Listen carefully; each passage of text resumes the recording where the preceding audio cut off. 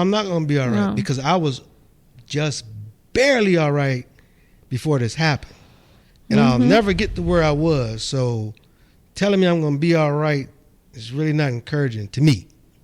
Or when is this going to be over? How long are you going to, like I said, the cancer part, this? How when are you going to just let go, move on, go back to work and all that? I'm still on disability.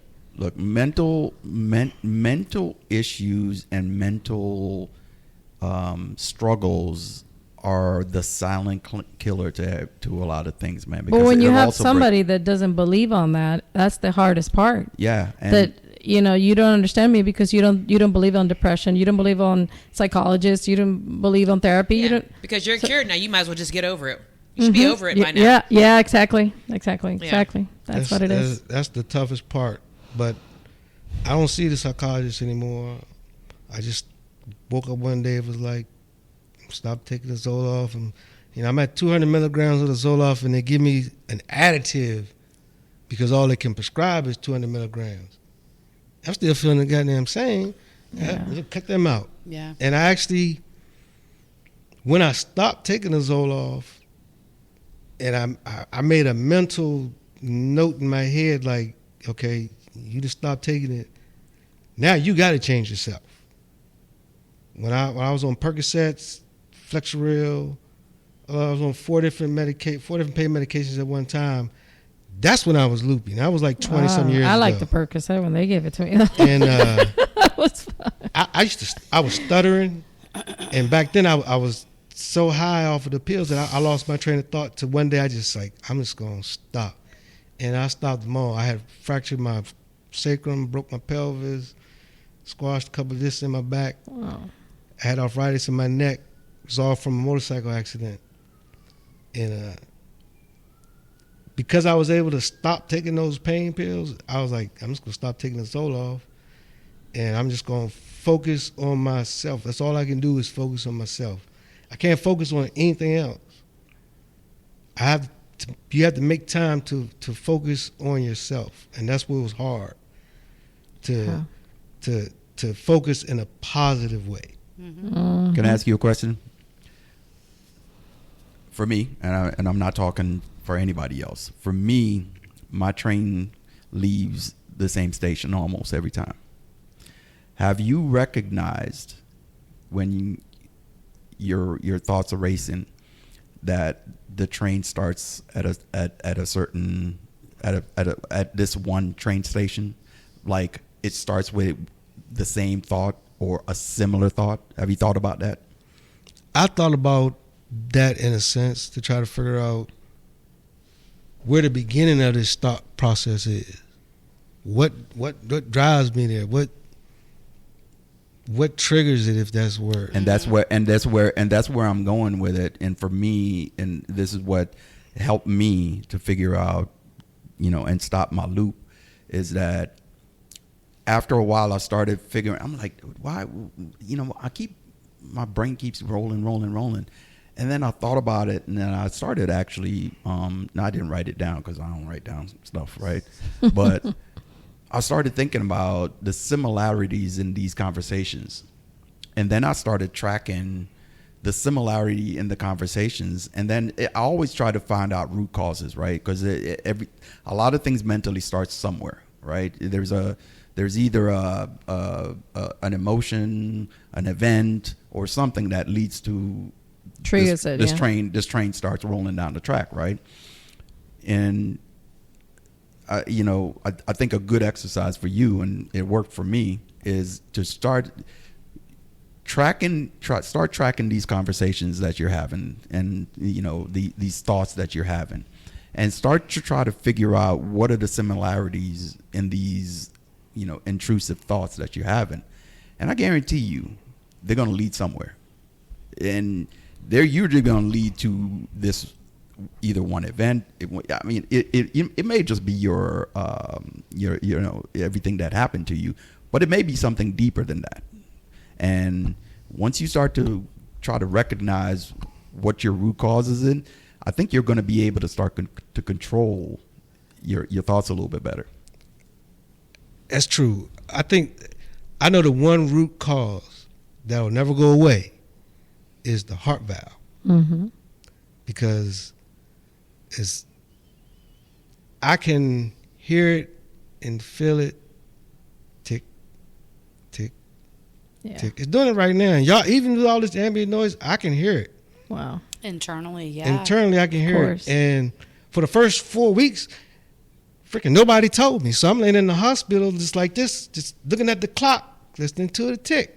Oh my God, that was enough. That's like the telltale heart. That made me start to go. That was the beginning of the insanity. Wow. Yeah. That was the beginning of living hour by hour. It's almost like a sci-fi film. You know? It is. And when you lay down, I don't watch TV that much. I don't have TV on in my room when I go to sleep, so it's silence.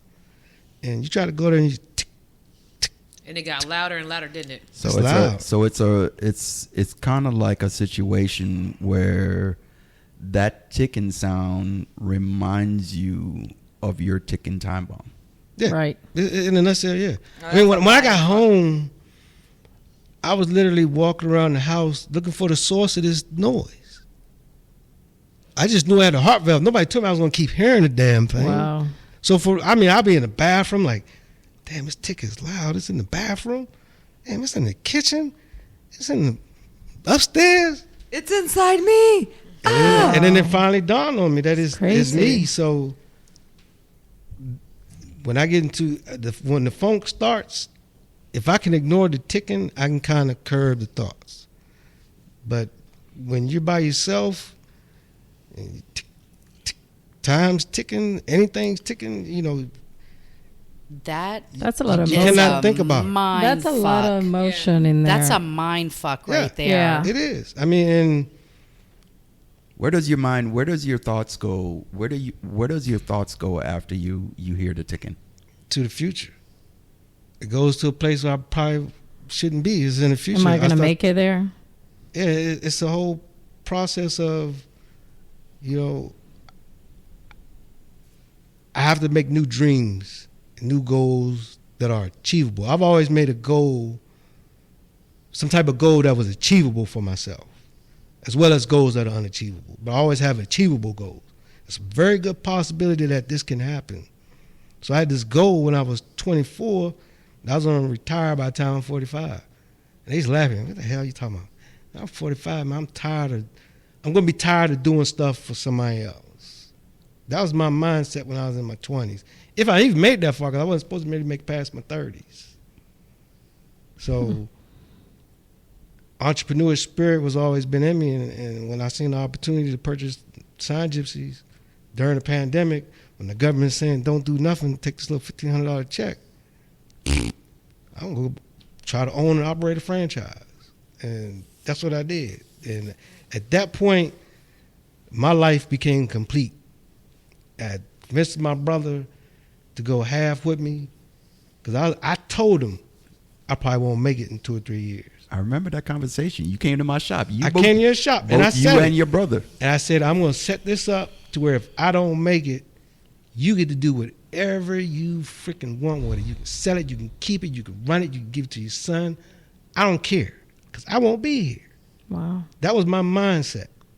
And I went full steam ahead with this franchise operation idea.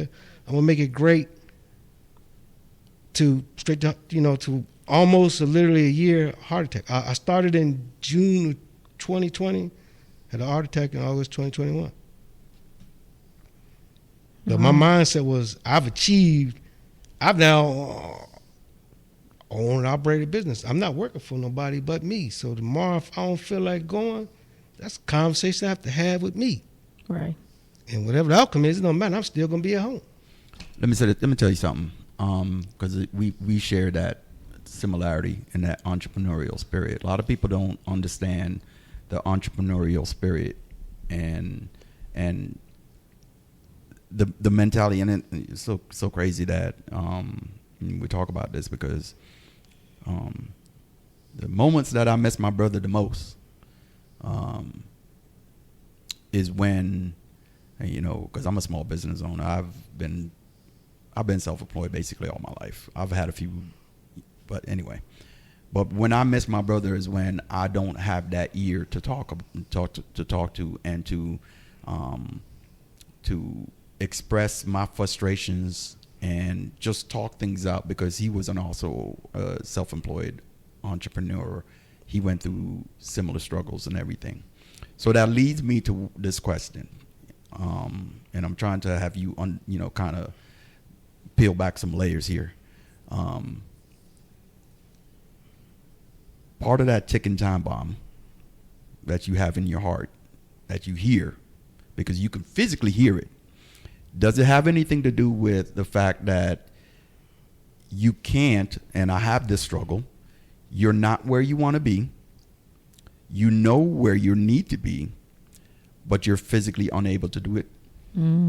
That's the worst deep feeling, and the most, you hit it on the head.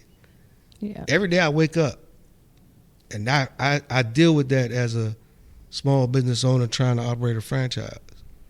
You know, I want to be great. I want to be known. I want people to be happy with the product that I have for the public. But when you start doing that and you get feedback from people you've never met, because I'm all about celebrations. So I don't have any really negative customers. I don't really get negative comments, because happy birthday, happy first communion, happy, everything with me was happy. And I wasn't even a big birthday guy. I haven't even had a birthday sign for myself. Shout out to my brother. But, I love doing that. So when I was unable to do it, and my brain was saying, you're never going to be able to do it again, doctors like, you can't do that anymore. I'm like, why? Because that's what you were doing when you dropped dead almost. So you have to realize what you're capable of and your limitations. All right, I'm going to peel back another layer. Most entrepreneurs are either running to something or from something. Which is it for you? Man, that's deep. I'm not running from anything. I'm chasing. I'm running to a better. My focus at the beginning was running to a better future for myself. I'm running forward. I'm not going backwards. I'm not standing still. I'm running forward. I'm not, and that's just how I was. And I'm still that way mentally. Physically now I have to get the body to catch up to the mental part. So part of this a better version of you could be. Part of this situation, and the real reason why I'm peeling back these layers is because we share a very similar mindset, the entrepreneurial mindset, and the reason why I'm peeling back these layers is because I think I understand, and the reason why I brought you on this conversation, because I wanted you to have this conversation out loud, because when you have these conversations and you verbalize these things and you put it out into the air, you kind of, you will allow yourself to start the healing process, right? So part of that, what the new reality, you have to understand what your new reality is, right? I'm not sure that you have come to terms with your new reality. No, I haven't. I still struggle with the old reality. I still have old dreams. I had a short-term memory loss after the heart attack. And most of it's come back. But now I'm like fighting the funk on this was my goal, but now I have to achieve it in a totally different way. I have to, like, my goal is to go back to where I was my first year. I was rocking and rolling. I got numbers, I got charts, I got everything, and now I have to build back up. And the struggle is, how do I build back up knowing I don't have the same resources, i.e. myself? Because I was doing, and I didn't really realize at the time, but I was doing everything, advertising, marketing, finances, installing, hiring. I was trying to do it all and still be happy, which is hard. To still be happy when because now it's like I'm working 20 hours a day instead of 8, but gratification and satisfaction you get from doing that outweighs that doing the 8 versus I'm volunteering. I'm doing the 20 because I want to. You know, I'm up calling people because I want to. I'm doing things that I want to do versus somebody telling me I got to do something. I'm not that type of person. I'm gonna share a conversation that I had with another one of my friends. Joseph, I need to call you because I haven't called you in a minute. My bad. He had a stroke, and I'm gonna share this story. He hasn't given me permission to share this story, but I'm gonna share it because I think it's very relevant to you. And I apologize, Joseph, if you didn't want this out there. But we had a conversation where he had a stroke. He was paralyzed. He was when I say rock and rolling, because when I lost my real estate company, title company, mortgage company, he was a very good lifeline for me. He brought me on. I still had my real estate. I still have my real estate license, but he brought me on, and I was his assistant for a while, for about a year and a half. Just assisting him in his mortgage real estate, just giving you a little background. So he suffered a stroke. Similar thing. Just ate, drank, did whatever he wanted to do, didn't really listen to his then wife, who was trying to live a more holistic lifestyle, very clean, right? So he suffered a stroke. Half of his body was basically paralyzed. And I remember I had a conversation. I went over to his house, and he was struggling with listening to his mom, taking the doctor seriously, stuff like that, because he was still focused on his then girlfriend, and just trying to provide for her or whatever, right? And I remember the conversation, and I said to Joseph, I said, listen, man, you need to understand what your new reality is. Understand your girl is going to hold on for as long as she can. Understand that. But this is not what she signed up for. She ain't signed up to take care of you, bro. Understand that. She loves you. But this ain't the reality that she signed up for. The reality that she signed up for is not this. Is not wheeling you around. Is not helping you do things. I don't know the extent of, things that he couldn't do. But I said, this is not the reality that she signed up for. And she's going to leave at some point. It may be 6 months, maybe a year, maybe 2 years, maybe 5 years. You don't know. But she's going to leave, bro. Understand that. This is not the reality she signed up for. And as soon as you can accept this reality, you can move forward. Fast forward 6 months later, she's gone. He calls me. We talk about it. And he's struggling mentally about the person that he was, all right? Successful, real estate, like big in the Asian community. Like, he had a ton of customers, man. I mean, customers spending loot, dropping cash money. And I'm going to give you the same advice that I gave him. Understand, you're looking at the man that you were and not recognizing the man that you are. And your wins are going to come in smaller increments. Your win is going to be able to stand up. Your win is going to be able to walk without that wheelchair. Your win is going to be able to actually vocalize and say a word without slurring. Your win is not going to be anymore, you're a top real estate agent in the Northern Virginia area. You're not going to be the top mortgage guy anymore. But that didn't define you as a person. You understand what I'm saying? Yeah. It doesn't define you. Your successes financially doesn't define you as a person. You know what I mean? So as soon as you can understand what your new reality is and then stacking those wins. I said that to you. Once you start stacking those wins are going to come in small increments. But once you start stacking wins together, back to back to back, you start walking, you start doing this, you start doing that.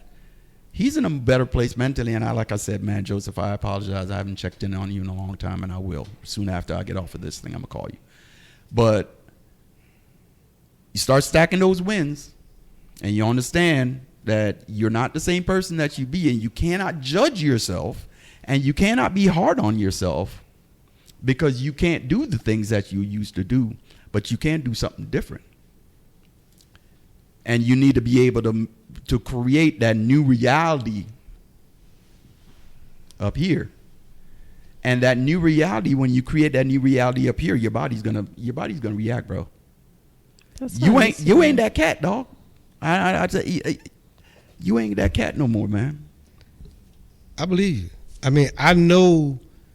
I get where you're going, and I've accepted that I'm not going to be the way I was. I've accepted that I have to become in control of my new reality.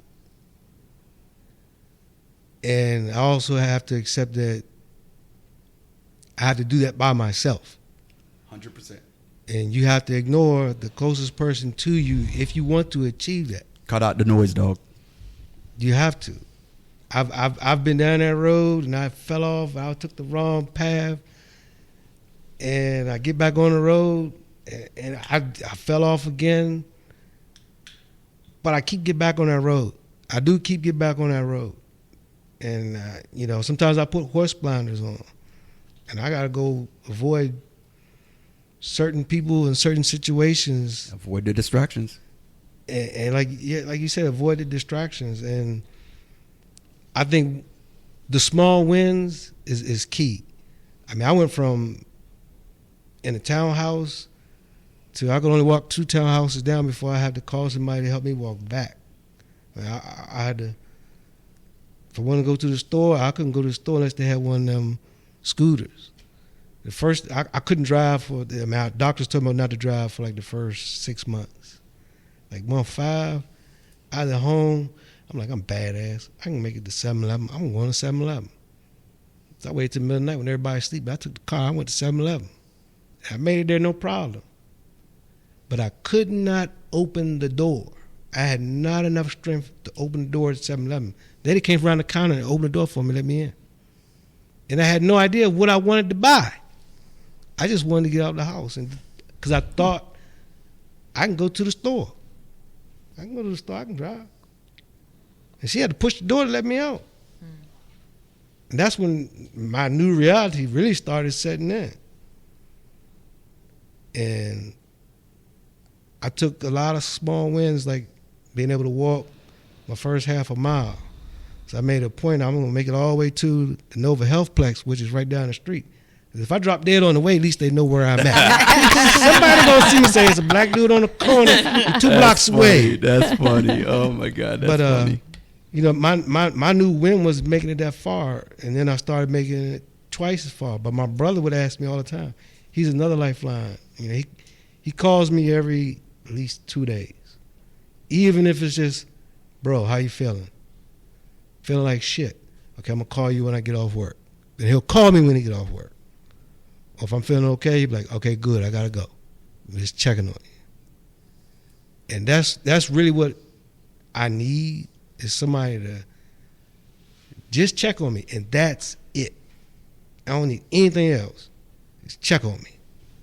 Because if you're my person, I'm gonna tell you how shitty I'm feeling. But not all the time they want to hear it, because it sounds like a complaint. It do. Mm-hmm. He's the only person that encourages me to do that. That's a nice person. I mean, he'll call him like, stop lying. He'll be like, I heard it in your voice, you're lying. He's called me out hundreds of times. I'll be like, you're right, bro. I feel like shit. Yeah. I really feel like a turd. And then sometimes I'm feeling great. Me and him, we have a good conversation. and that's it. And it's far few between. He's another person. He could tell because we've been in contact for 30 years if I'm probably lying or not. He could tell when I'm down. He could tell when I'm in my head. It's been conversations like, Keith. Slow down. Bro, slow down. You're in your head. And I'm like, how the fuck you know I'm in my head? You're not even here. You can't even see me in my head. How you know? You know, but I trust his judgment on a lot, which is reason why I call him. Over all the years, we never really talked like on a weekly basis, monthly basis. Don't need to. Or even a yearly basis. Don't need to. It was 4 or 5 years before I just was like, yo, I got pass number.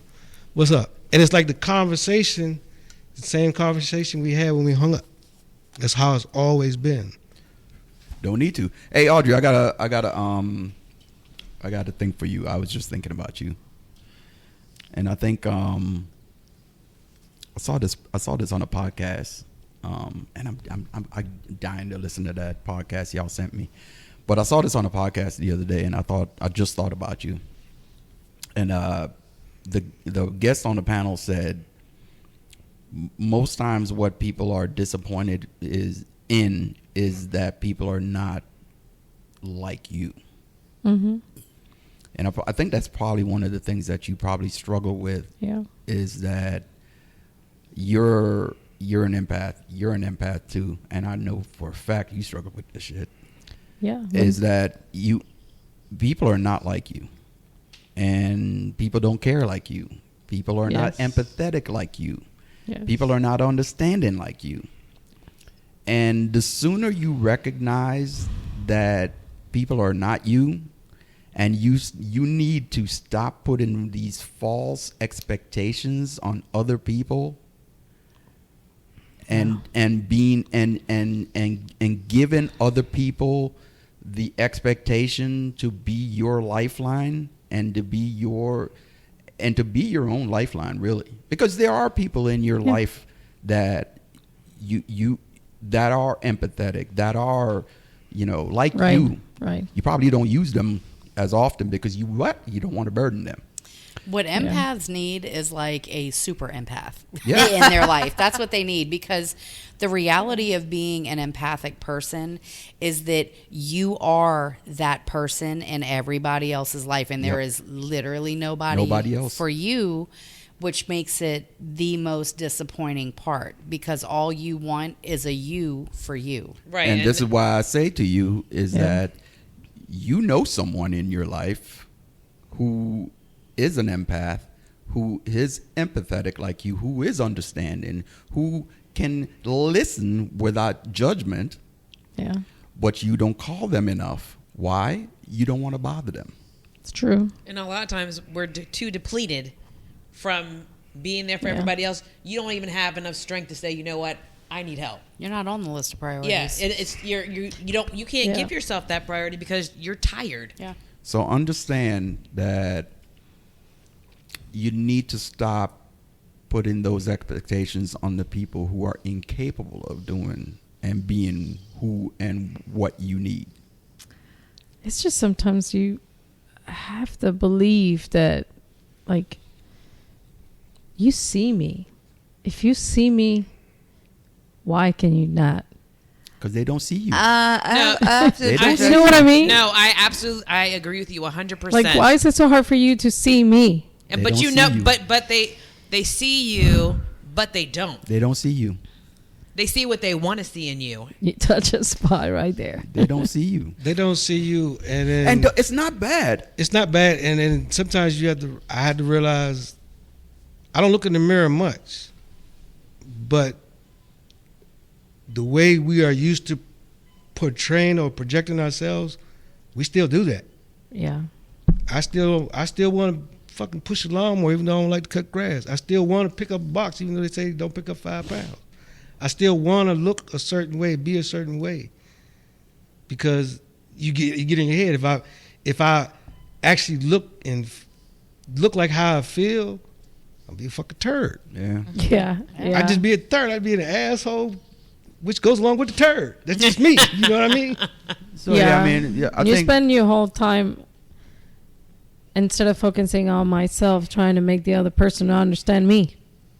When I should just be like, you know what? You have to Turn that energy inward, love. But wait, Pat, I'm gonna interject because it sounds to me that Audrey's talking about someone very specific in her life that she expects should be able to be there in this capacity, and I don't think people get that path because you can't be whatever it is that I need because you're just so complicated or you're whatever. F you, okay? Step up, be there for the people in your life, or don't be there in their life. But you have to understand, some people are incapable of that. Well, goodbye then. Tough choice.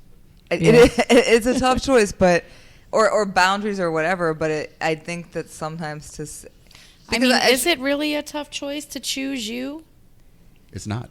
It's not. It's not. We it's just you're so used to choosing everyone else. You don't know how to choose yourself. I totally get it. I know that was a little dramatic, maybe, Yeah. but do you know what I'm saying? Like it's sort of like, oh, this person just doesn't know how to show up in these tough situations. We have to understand that they're so complicated, or they've been through this, or they've been through X You know or what it Y. is? You know what? When all the people around me were dying, I was still nice to people in my life, and I'm not even that nice, honestly.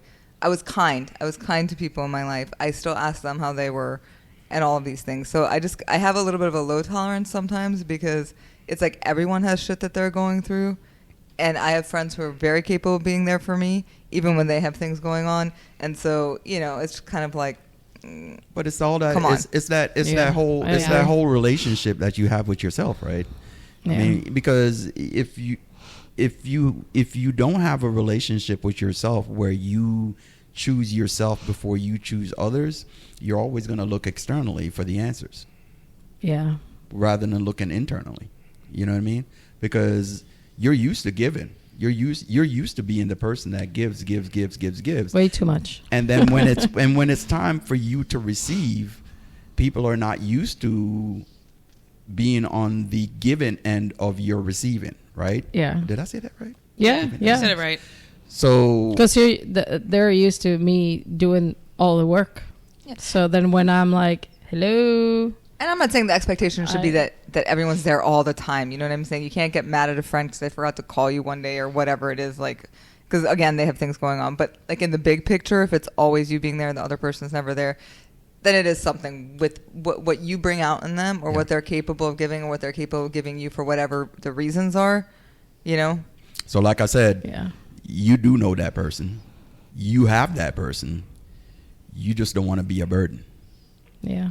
And trust me when I say this, when you reach out to that person, you're not going to be a burden. They're actually going to be thankful that you did it because they've been waiting for it. I said this to Keith. I said, look, man, reason why when we had this conversation about him being on this podcast, he's like, I've been wondering when you were going to ask this question. And I said, I didn't think you were ready. Because we have conversations. Right. I said, I didn't think you were ready. I think you're ready now. Yeah, I think you're right. You know what I mean? And look, man, you have that lifeline. Everybody, we all have that lifeline, and Stephanie can speak to this because she's more of an empath. I am not an empath. We know. But understand this. Even though I'm not an empath, because I don't but you can be there for somebody. I don't internalize, feelings, but I'm empathetic. She told me the difference. She told me the difference between being an empath and being empathetic. Yeah, there is a difference. Yeah, but I also think your love language is acts of service. Acts of service, 100%. 100%. Yeah, so 100%. You don't have to be necessarily an empath. You can, I don't want to say mirror, but you can be empathetic because you're a very kind person. You have a very good heart. You're always giving to everybody, at least that I know, which is everybody that you know. Too. Right. So I think it's not really that hard of a transition. You just have because your love language is acts of service. That's how you give. Empaths, we kind of give emotionally. So everything that you do for acts of service, we do that on an emotional level continuously. So I'll tell you, without a break. I'll tell you, and we're going to be closing the podcast here really soon. But I'll tell you where I struggle, and her and I, we had this conversation one time about this. I struggle because I'm an acts of service kind of guy, is that I don't get the acts of service in return. You see, that's just what you just said. So now, but I don't put that onus on other people. I'll vocalize it, but I'm not complaining about it. And this is where we had to have this had this conversation. Is just because I say it doesn't mean that it's bothering me. I need to just give it to the universe. I say this a lot. If I have a frustration, I just give it to the universe. I vocalize it. I let it go so I don't internalize it, so it doesn't become something different. Oh, I keep it in, and that's my blood pressure going high. But it's different for empaths. Yeah. Because what you said is basically what we do in a different way. You said, I give acts of service, but I don't receive them. We give our emotion, not necessarily because we want to, because I can walk in a room and somebody drains my energy that I'm not talking to and I don't know. So it's not something that, like, your acts of service is controllable. If you don't want to help somebody, guess what? You don't have to. Or if you help somebody and you feel like they're not being receptive or appreciating it, you can be like, well, I won't do that again. That's not a choice. Yeah. We do what we want in return. He is acts of service because that's what he wants. 100%. You know what I mean? Like, our love language is what we want in return. So our love language with whoever it is we're sitting with, our friend, our significant other, whatever, you are literally displaying your love language in an effort to teach them what you want, how you would like to be treated. Yeah, how you want it. But I think with empaths, it's not always that you want it in return. It takes for granted, though. Because a lot of, I can go somewhere and I know I'm a friendly person and I like to meet new people. You love women? I do. I love everyone. You know that. Which is, I'll talk to you about that later. But anyway, so I can meet a random person at a bar. Let's say I don't know them. I don't know. We get in a conversation. They've told me their whole entire life story. I didn't ask for that. I just said, "Hey, how you doing?" And all of a sudden, I've got your entire life story. You have sucked the life out of me in 15 minutes. I didn't ask for that. I didn't, I was just trying to be polite. I wasn't giving you my emotions so you could give. I don't want that. I didn't ask for that. Empaths lack boundaries. That's why people do that. Yes. But we lack boundaries. That's what I'm saying. But it's not something that we're necessarily asking for. It's just done to us a lot of times, I think, unbeknownst to us. And maybe, I don't know. What are you going to tell somebody? Stop telling me your personal business. Yeah, you can do that, but that would never happen to Go Pat. hang out with therapy. But sometimes this ends this episode of Therapy with Pat. Sometimes if y'all need personal one-on-one talk, y'all can hook me up or look me up on social media. $250 an hour. Yeah, $250 an hour. I'm gonna have to start charging. But look, man, we're gonna wrap this conversation up. Hold it. Let me just tell something. You sometimes you don't need anything. Who, me personally, or no? Because sometimes you just need a hug, and just somebody to whisper in your ear to say, "I got you." And a hug doesn't have to be physical. No, of course not. Could be verbal. Yes. What is mental? It's just, "I got you." You're there. It's like a text, like a "Hey, how you doing?" Oh, okay. Yeah. It could be the virtual hug text. Either. Yeah, of course. Okay. I'm here for you. A heart emoji. When I used to work at Circuit City, it made me. I used to work at Circuit City. It used to when people back up. This was True Green. When I worked at True Green, they would always when a pissed off customer would call, which it was often, they would always send it to me, and I'd be like, "All right, don't worry, I'm about to give them a virtual hug." Keith, brother, I appreciate you being on the podcast. I think this would may open up some avenues to you. I hope we gave you some things to think about, man. Because I truly, honestly believe that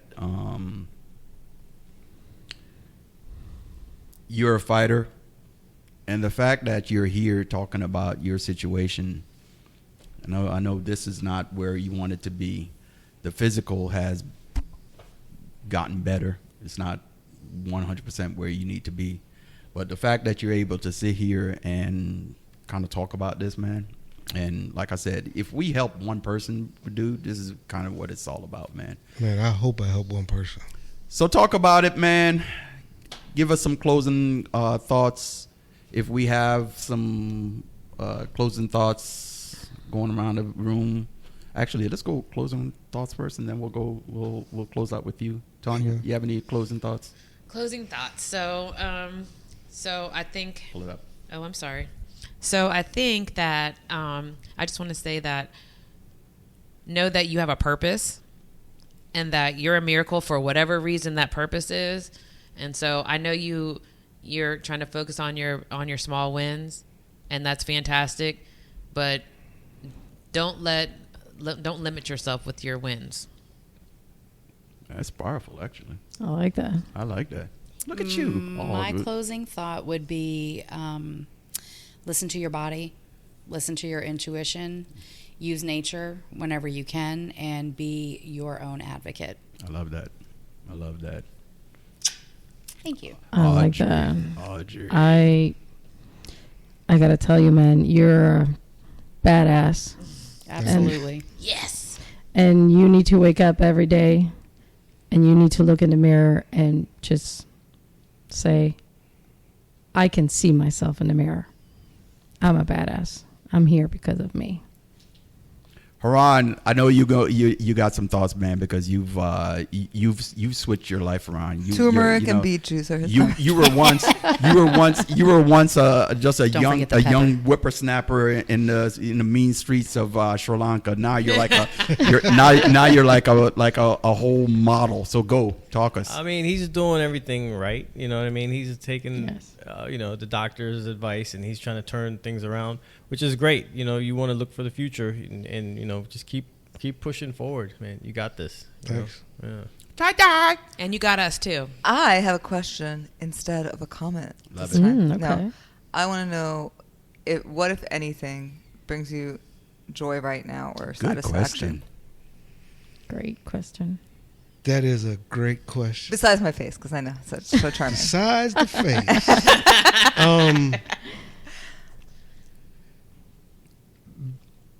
Being able to go outside and get like an hour's worth of sun, I'm thankful for that. Yes. Because that hour I try to sit outside leads back to what he says, you breathe. I focus on my breathing.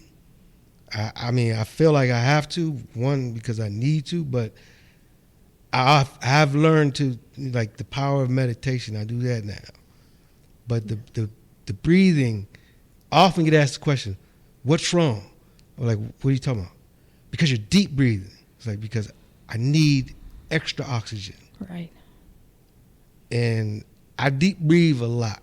And I do feel a certain way. And then there's times when I realize I haven't done my breaths in probably a day or two because I got sucked up in the vacuum of the brain. And I gotta stop whatever I'm doing.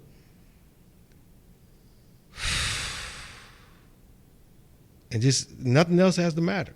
Nothing. No one, nothing has to matter for at least 15 minutes in my life in order for me to reset and try to start off in a clear path. That is what they call breath work in therapy. I like that. I need to do something. Like you're literally doing it. Let's all do some breath Yeah, work that's amazing. together. Would that be your closing statement, or you want to close off with something else? I want to close off with, I want people to take mental health a lot more serious. 100%. I ignored it. Physical health, I ignored the mental health. And I'm thankful that something inside of me said, call somebody you don't know. Call that number that flashes across the TV and see what happens. Because if you don't, you'll never know what happens. I can assume that they might fix me. I can assume that they're probably going to do nothing. But all I can do is just assume until I do something. Yeah. I realize now I have to do something every day for myself. Whether it's grind up some apples and some ginger and some turmeric, whether it's getting out and walking, or whether it's doing the breath work. I have to do something for myself. Because at some point, it was like I couldn't do anything for myself. I had to have a machine to help me breathe. and breathing is very important. And when that set in, it was like, you got to have a machine just to try to make it to tomorrow. You have to make that change, and you have to have the ability to accept it. That's a big thing too. Is you have to accept the change. Mm-hmm. I had to accept that, man. I got to eat these fruits and vegetables every single day instead of once a week or once every 3 weeks. I just have to. There's no other choice if I want to be happy.